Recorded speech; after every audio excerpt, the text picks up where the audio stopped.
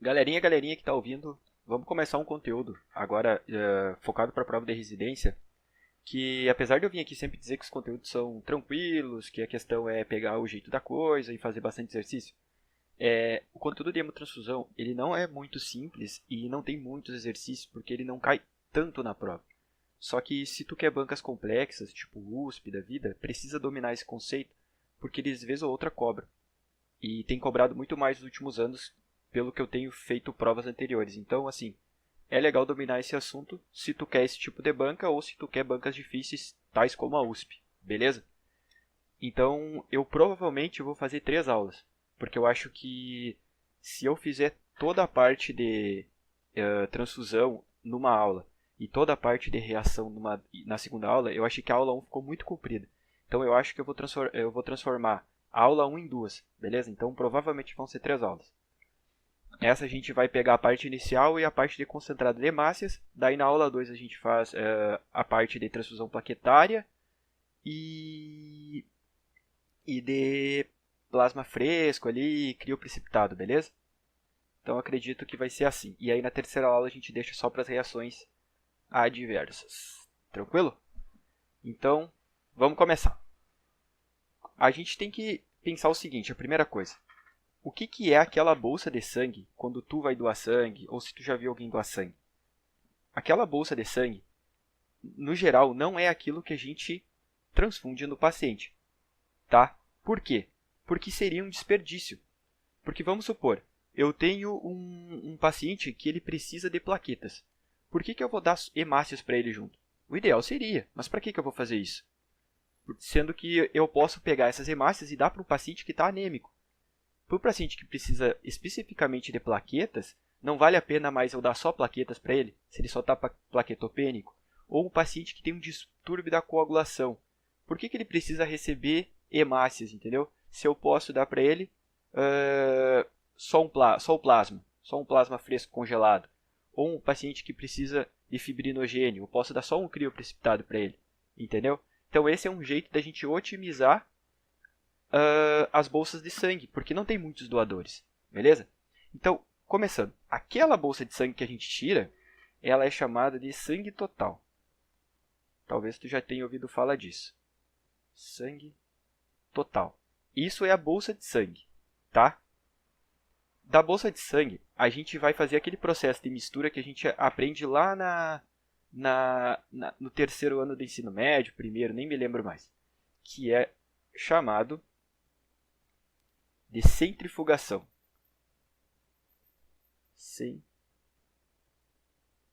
Centrifugação, tá? Vou deixar meio abreviadinho assim. Essa centrifugação, no caso, é uma centrifugação lenta. E a gente vai separar, então, o teu sangue total primariamente num concentrado de hemácias, que a gente vai chamar assim, CHA, o chá, e vai transformar em plasma rico em plaquetas. Beleza? Essa é a primeira grande separação. Aí, o concentrado de hemácias ele vai ficar por aqui mesmo. O plasma rico em plaquetas, a gente pode fazer uma nova centrifugação, que agora a gente vai fazer uma centrifugação rápida. Nessa nova centrifugação, vou escrever aqui, vou só botar um C, né? É uma centrifugação, sente. Essa centrifugação rápida do plasma rico em plaquetas, a gente vai separar em um concentrado de plaquetas,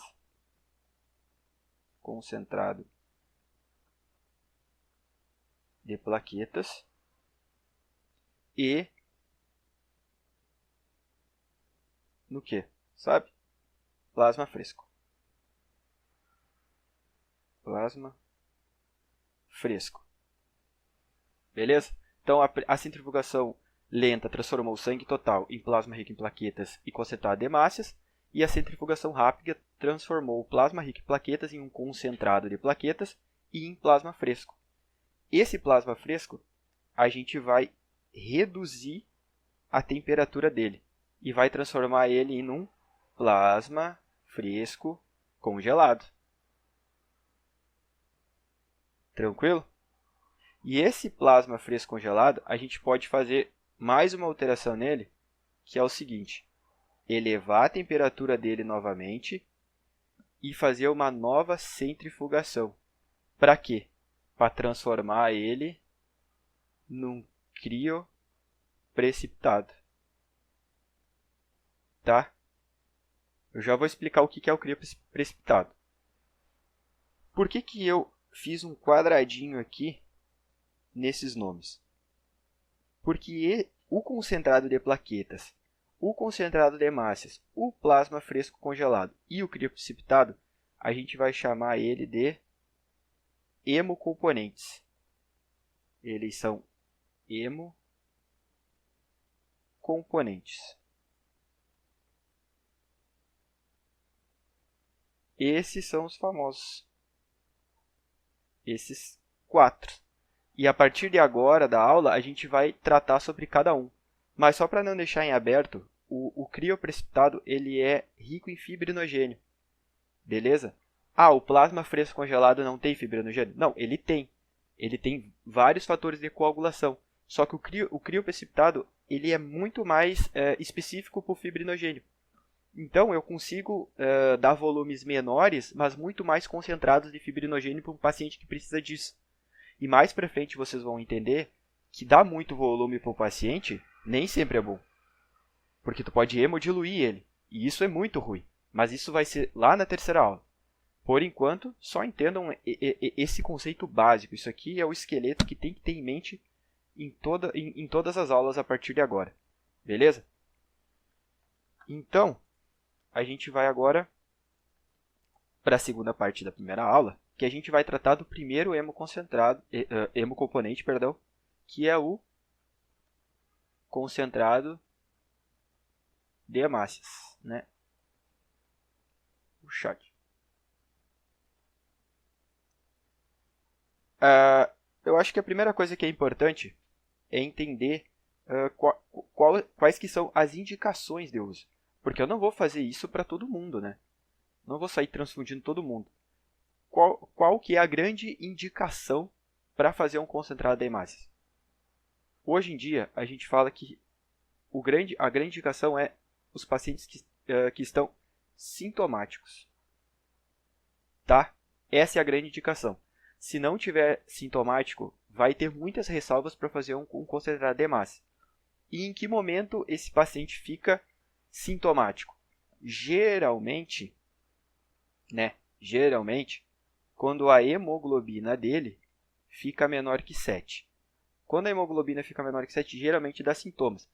Isso quer dizer então que o paciente tiver com hemoglobina menor que 7 e sem sintomas, eu vou fazer um concentrado de hemácia?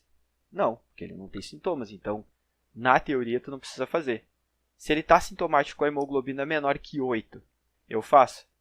Faço, porque ele está sintomático, entendeu? Isso é mais ou menor que 7 é algo assim, no geral, sente sintomas com uma hemoglobina menor que 7. Lembra que eu falei assim que tem ressalvas para os assintomáticos? Pois é, os assintomáticos, se for cardiopata, tu vai transfundir. Tu vai fazer o concentrado de hemácia. Se a hemoglobina dele tiver menor que 8, menor que 9. Beleza? Por quê? Tudo existe uma explicação. E para pensar comigo que faz todo sentido. Se tu tem as carótidas ali desse paciente, né? Porque sobretudo vão ser pacientes que têm... Falei carótida, né? Perdão. As coronárias desse paciente, porque geralmente vai ser um paciente coronarianopata, elas já estão muito obstruídas, né? Já é difícil tu levar sangue, levar oxigênio, levar nutriente para os miócitos do coração. Agora tu imagina, tu tá anêmico, cara. Tu não ter muitas hemácias. O risco de tu desenvolver uma angina ou tu desenvolver até mesmo um infarto é muito grande. Porque já é difícil, vai ser menos do menos. Então, a gente admite a realização do concentrado de hemácias com uma hemoglobina menor que 8, menor que 9, pelo risco de infarto, principalmente. Tranquilo? E existe mais uma indicação, que essa vem mais ou menos lá do trauma, né? Que é a hemorragia. Se você já estudou trauma, tu vai lembrar, né, que perdas maiores que 30%, que é tipo mais ou menos uns 1.500 ml, tu vai admitir a transfusão do concentrado de hemácia. Beleza? É mais ou menos isso. Aí, a gente esbarra em outro ponto, que é o seguinte. Eu vou fazer uma indagação aqui, que é o seguinte. Cara, deixa eu até trocar a cor aqui. Esse concentrado de hemácias é puro? Te pergunto, é só hemácias que eu vou dar para esse paciente? Cara, a resposta é não. Porque nesse concentrado de hemácias que eu estou dando, cara, ele tem plasma ali. Ele tem leucócitos ali com ele. Não é só hemácias. Então, qual que é o problema nisso? Vou esquecer. Não é puro. E qual que é o problema? Quando eu dou leucócitos, quando eu dou plasma para esse paciente, cara, ele pode desenvolver alergia. Por exemplo, no plasma tem proteína. E proteínas que não são minhas. Se eu for receber um sangue de outra pessoa, proteínas de outra pessoa, eu posso desenvolver alergia. Se eu for receber leucócitos, eu posso fazer reação contra esses leucócitos. Ou os leucócitos podem fazer reação contra o meu organismo, mesmo sendo do doador. Então, quanto mais puro for o meu concentrado de hemácias, melhor para mim e menos chance de reações vai ocorrer. Então, criou-se mecanismos para tentar refinar esse concentrado de hemácias. Então, criou-se mecanismo de refinamento. Só que na hemato, a gente não diz refinamento do concentrado de hemácias. A gente diz, vou mudar a cor aqui, processamento. Beleza?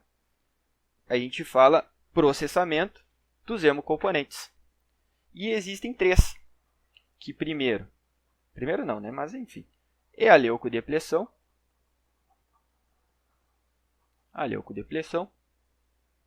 a lavagem e a irradiação. Tá? Esses três. E agora a gente vai estudar cada um deles a partir desse momento da aula. Vamos começar então pela leucodepleção. Vou escrever aqui. Leucodepleção. Deixa eu tomar uma aguinha. Leucodepleção. O que é isso? O próprio nome já diz. Eu vou tirar os leucócitos do concentrado de hemácias. Mas veja bem, não é tirar totalmente. Eu vou reduzir o número de leucócitos. Por que eu vou fazer isso? Basicamente, a grande objetivo de reduzir o número de leucócitos são três. Tem mais, mas três vai ser suficiente para vocês entenderem de fato o todo. Que primeiro, olha só, vou mudar a cor de novo. Não sei se dá para fazer isso direto, mas enfim. Para que eu vou reduzir o número de leucócitos? Para reduzir o número não, né? Vou deixar mais bonito. Reduzir as reações febris. Cara, que é um grande problema do processo de hemotransfusão. Por quê? Quando tu transfunde leucócitos, por mais que não tenha nenhum micro-organismo ali, por mais que não tenha nenhum patógeno, nenhum antígeno que seja, para esse leucócito ser ativado, né, se enlouquecer ali, digamos assim, é inerente ao leucócito liberar a ocitocina. Liberar ocitocina não, perdão. liberar citocina, né, interleucinas. Então, essas citocinas, quando liberadas, elas são pirogênicas. Elas desenvolvem febre. Entendeu? Então, mesmo só naquele pacotinho ali, mesmo só naquele sangue total, esses leucócitos já vão ser capazes de liberar citocinas inflamatórias e vão desencadear febre no receptor. Cara, febre no receptor é um caos, né? Então, tu reduzir o número de leucócitos, tu diminui a chance de fazer essas reações febris. Beleza? Então, essa é a primeira grande objetivo. O segundo é reduzir a transmissão de CMV. Citomegalovírus. O quê? Como assim? Exatamente. O CMV, no geral, quando ele está no teu corpo, se tu tiver CMV, ele fica latente nos teus leucócitos. Então eu corro o risco de se eu for, por exemplo, eu sou o doador e tu é o receptor. Eu te dou meus leucócitos, eles vão junto ali no concentrado de hemácias, e tu recebe leucócitos com citomegalovírus. Se tu não é imunossuprimido, cara, corre o risco de não acontecer nada contigo. Agora imagina um paciente que é imunossupresso. Cara, é o caos, ele vai receber esse CMV, ele vai desencadear, ele pode até morrer por isso. E vai desencadear uma infecção por CMV. Então, a gente reduz o número de leucócitos para tentar minimizar a chance de transmissão de CMV. Beleza? E a terceira, entre aspas, última, é diminuir as chances de reações de aloimunização contra o HLA.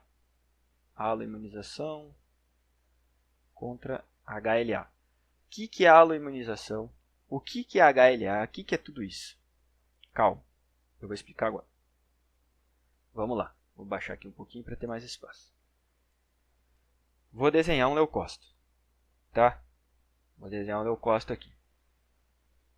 Isso aqui é um leucócito. Essa bolinha aqui é o leucócito. Cara, parece que é liso a superfície, né?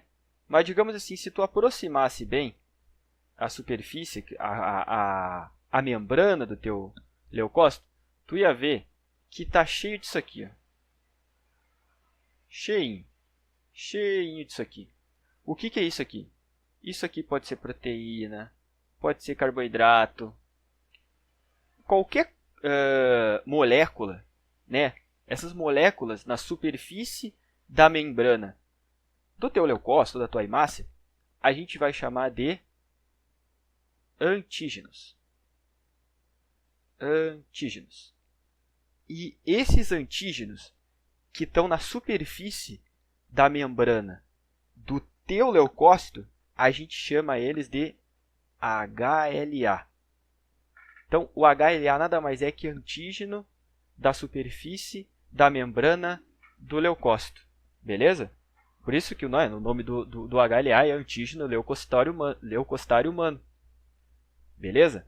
Na verdade, né, um parênteses aqui, o HLA são os genes que são lidos para formar as proteínas, entendeu? Só que aí se convenciona de chamar as próprias proteínas de HLA, mas na verdade o HLA são os genes. Mas enfim, é o HLA. Quando tu recebe esses leucócitos, né, vamos supor que tu é o receptor, tu está recebendo os leucócitos do doador, cara, são antígenos lidos com o código genético do doador. Não foi lido com o teu código genético. Aí imagina o teu corpo recebendo isso. Cara, o teu corpo não é o mesmo código genético do meu.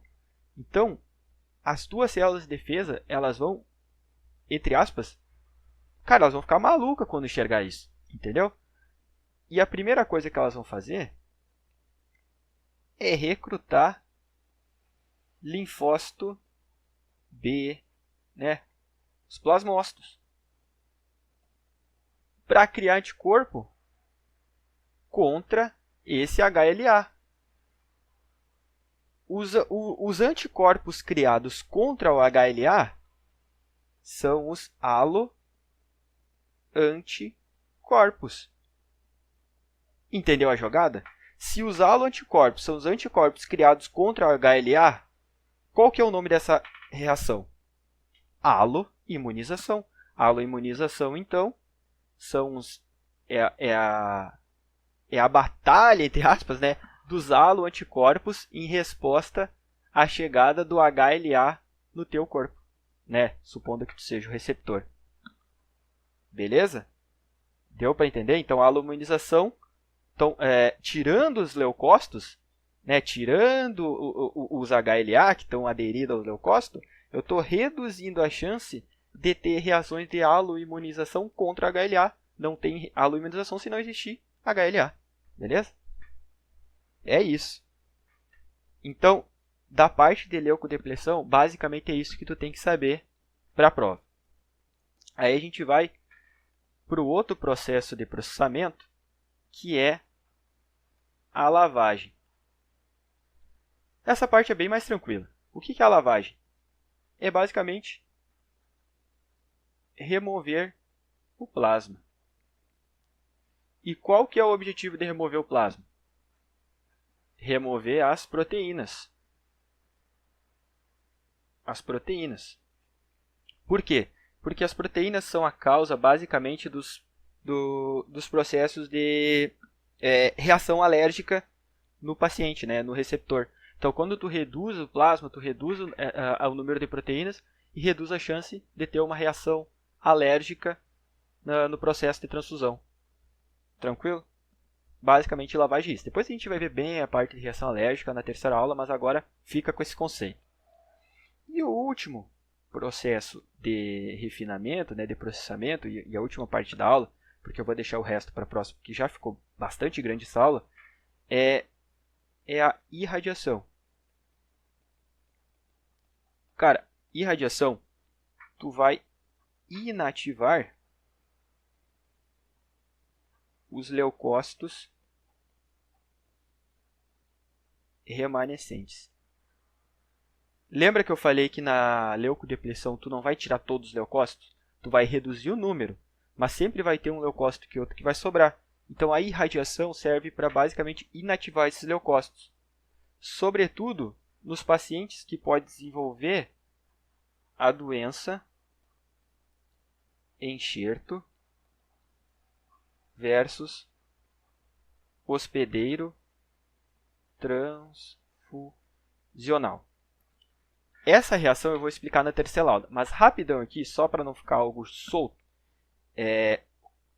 Quando o paciente ele é imunodeprimido, ou ele tem uma certa compatibilidade com o doador, por exemplo, irmão com irmão, filho com o pai, ele não vai destruir todos os linfócitos T que for receber do doador.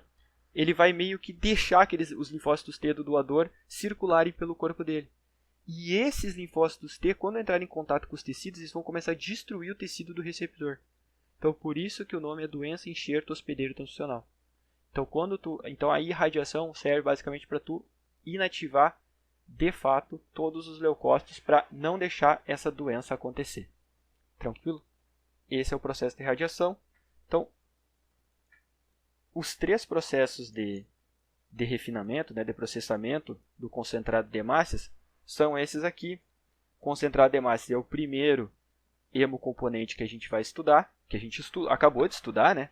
E aí na próxima aula a gente vai ver concentrado de plaquetas, plasma fresco congelado e o crioprecipitado, que são bem menos coisas para falar, dá para ser concentrado tudo numa aula, beleza? Eu espero que tu tenha gostado. Espera a próxima aula, ela vai sair provavelmente amanhã. E é isso aí. Muito obrigado por ter assistido e continue apoiando o canal.